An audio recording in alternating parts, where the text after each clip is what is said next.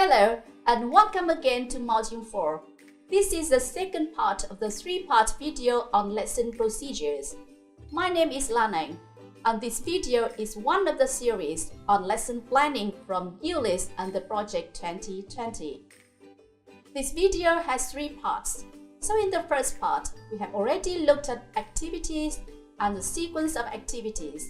And then, in the second video, part 2 today, we are going to look at the steps of each activity. In Module 4, Part 1, we come up with three most important principles of selecting and sequencing activities as follows. These principles are also useful when setting up and running activities, which we are going to look at in details now. In this module, we are going to look at setting up and running activities in a lesson procedure. Before we start the module, it is necessary to look at the terms. Please match the term with its definition or example.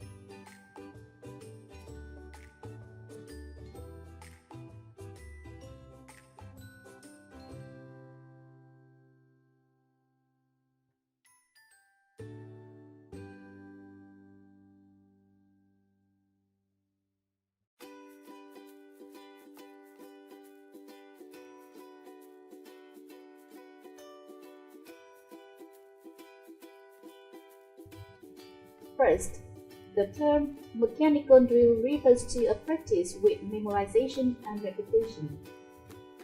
Examples are substitution drill and rub out and remember, etc.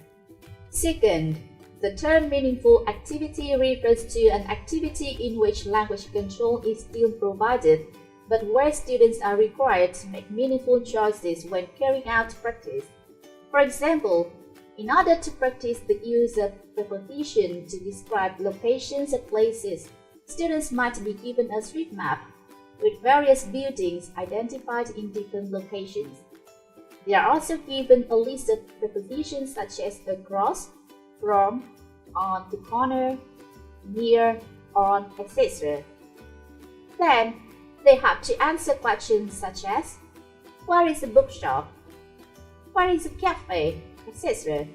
The practice is now meaningful because they have to respond according to the location of places on the map.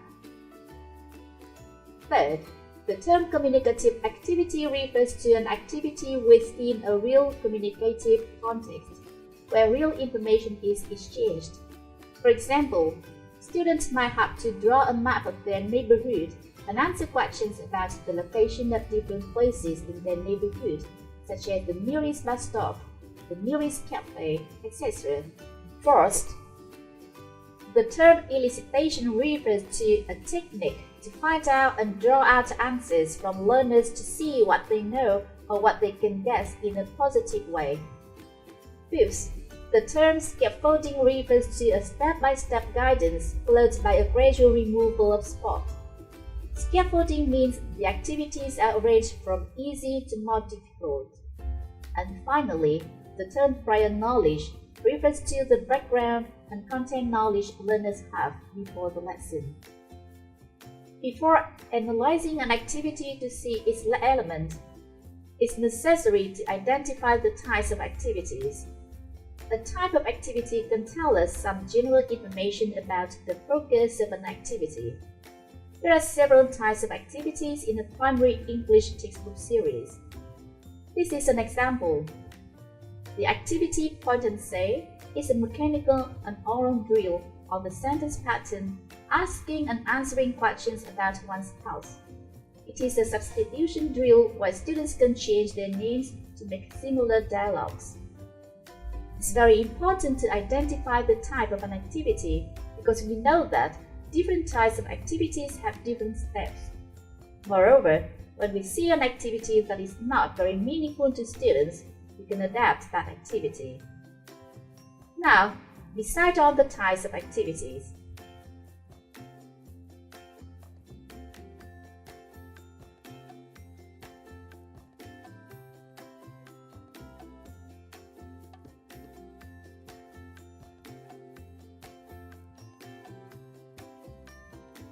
This is a listening comprehension activity, and it is meaningful because students can check how much they understand the message conveyed.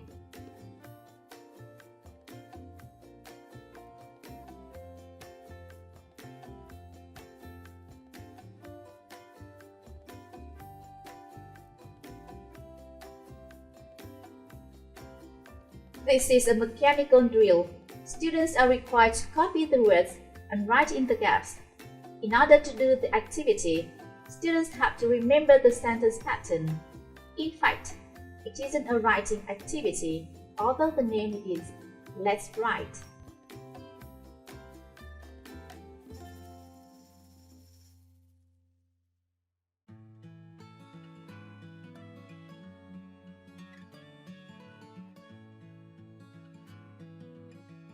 This is a reading comprehension activity, although students have to write the answers. To some extent, it is meaningful because students can check how much they understand the message conveyed. However, this activity isn't very interesting to children because they don't see a good reason to do the activity. Most of them may think why they have to know about Tom's routine.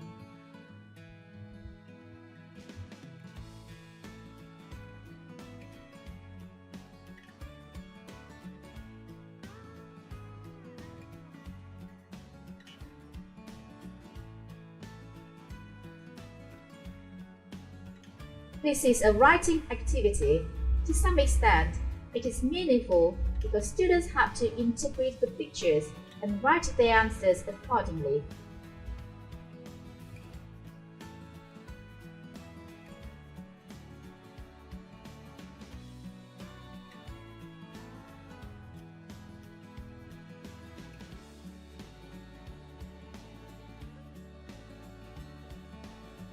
This is a writing and speaking activity.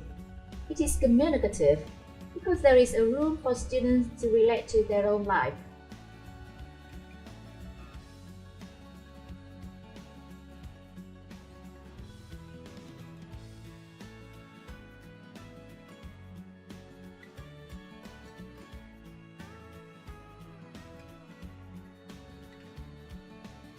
This is a pronunciation and read aloud activity.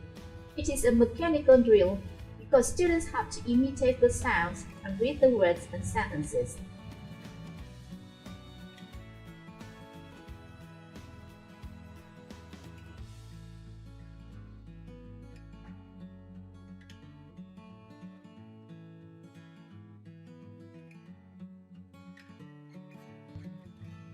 This is a vocabulary writing activity that is communicative because students have a good reason to practice writing words. Here, they write the words to make a menu, which is close to a real-life activity.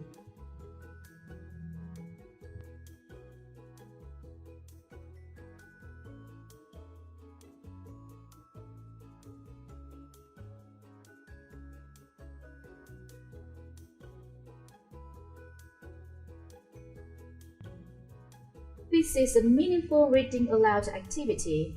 The focus of the activity is on pronunciation. Students are expected to imitate intonation.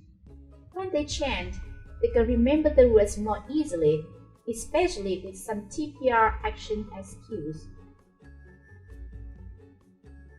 And now, in order for us to analyze the structure of an activity, and decide on the order of the steps in such activities in a lesson, it is necessary to identify the basic elements in an activity. So, let's do task 1.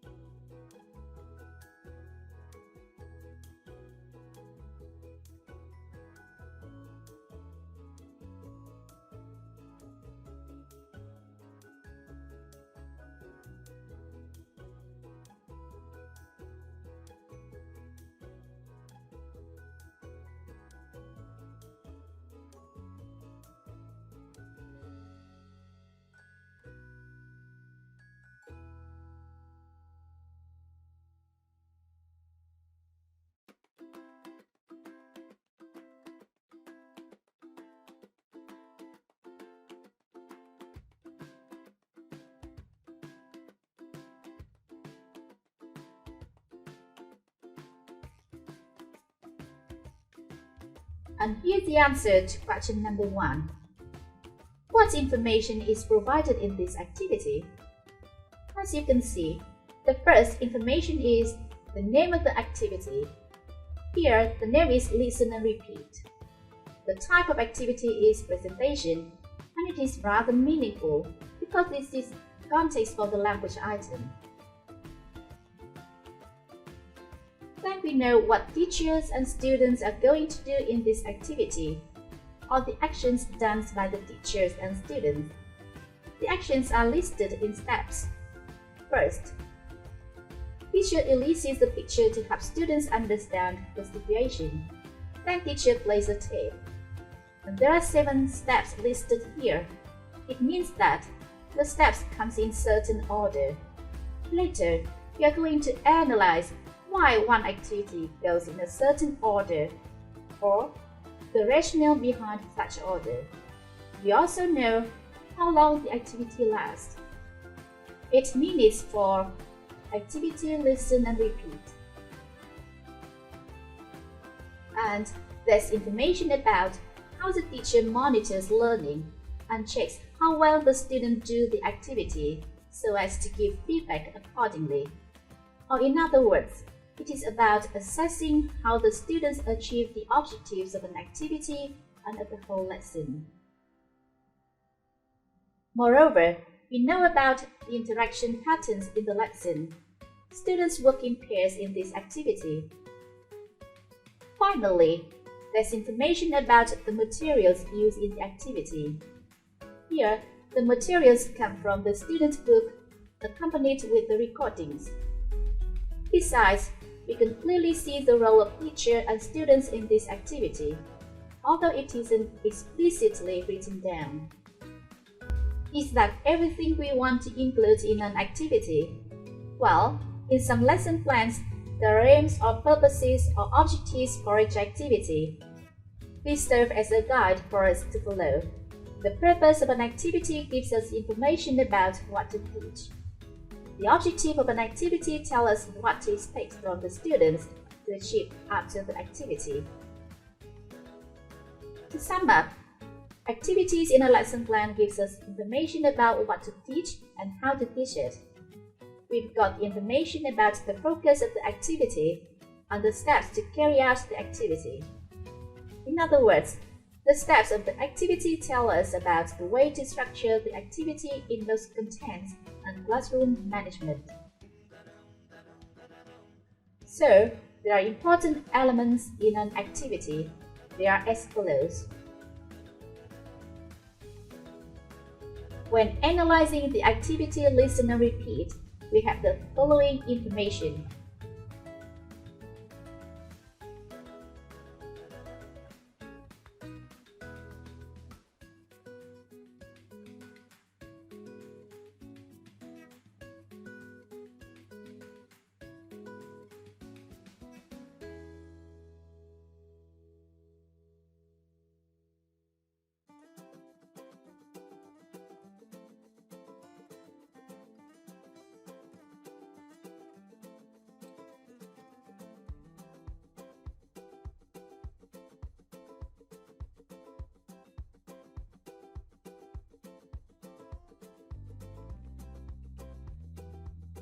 Now, let's analyze the reason behind each step of the activity Listen and Repeat. Match the reason to the step.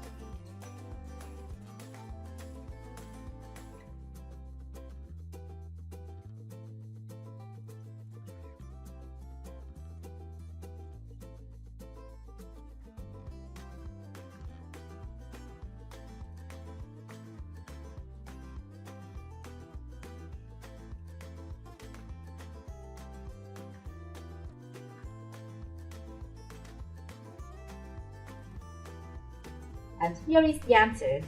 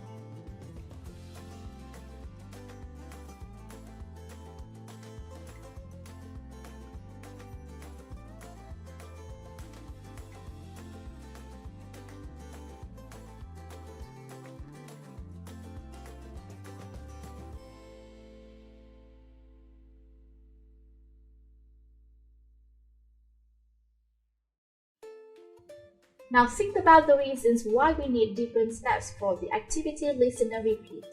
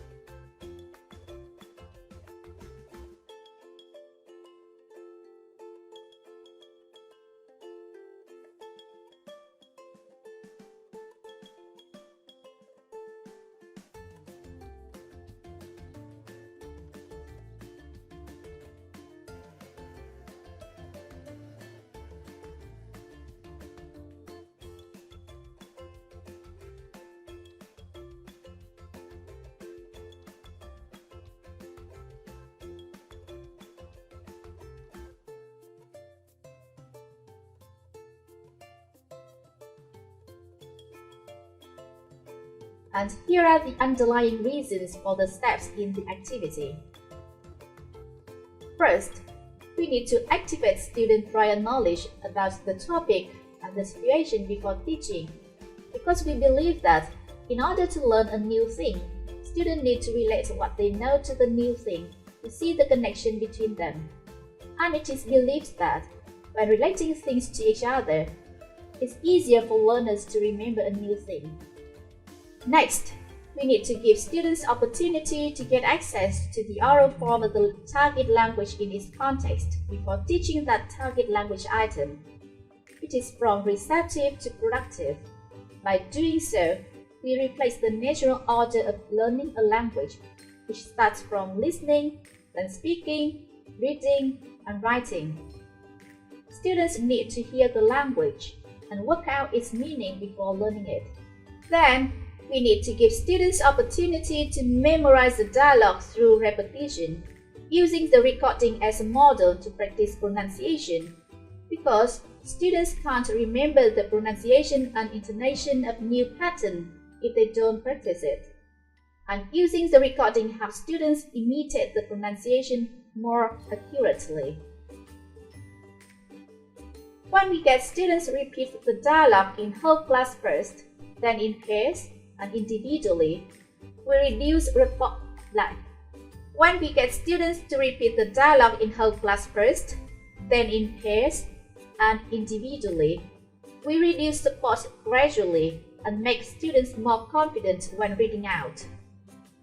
Finally, we need to monitor students' progress to identify students' difficulty and provide solutions, because we want to support them in time and make them improve their learning.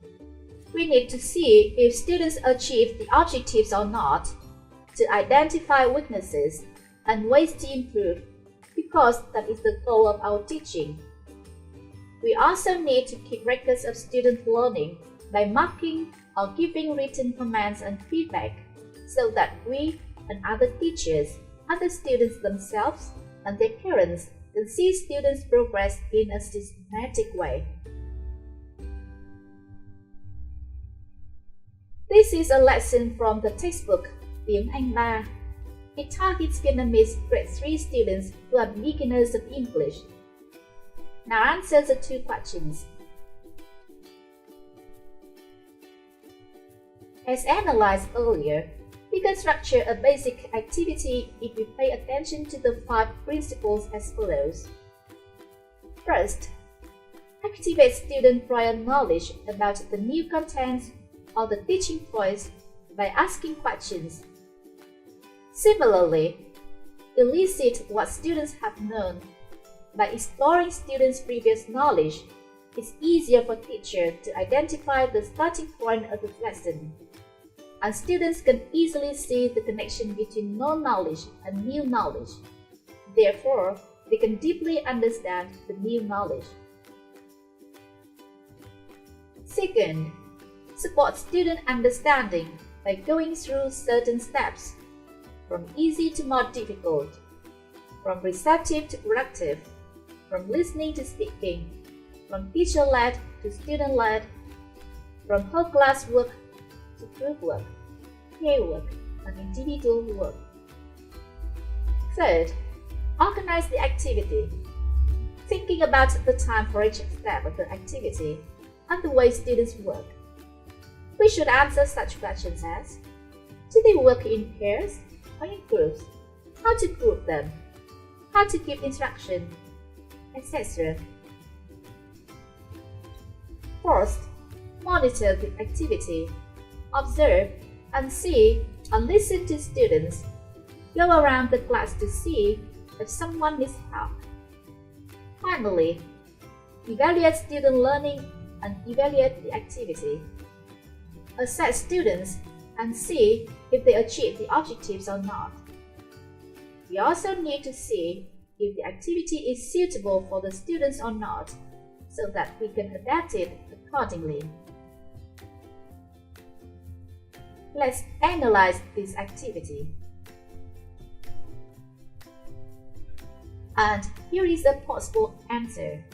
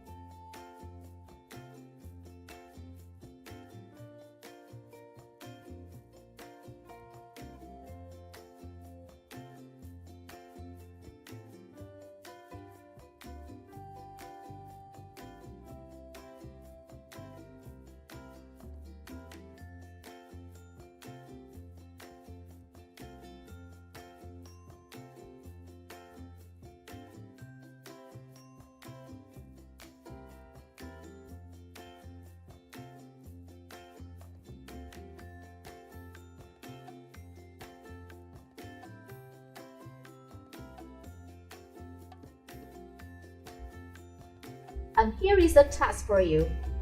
You are expected to finish the task within 2 days.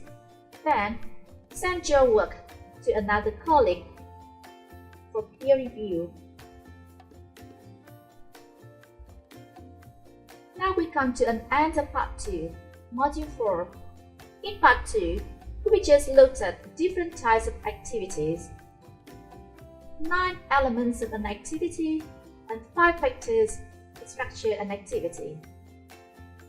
See you in Part 3, Module 4, in which we are going to discuss how to integrate assessment in the lesson procedure. Goodbye.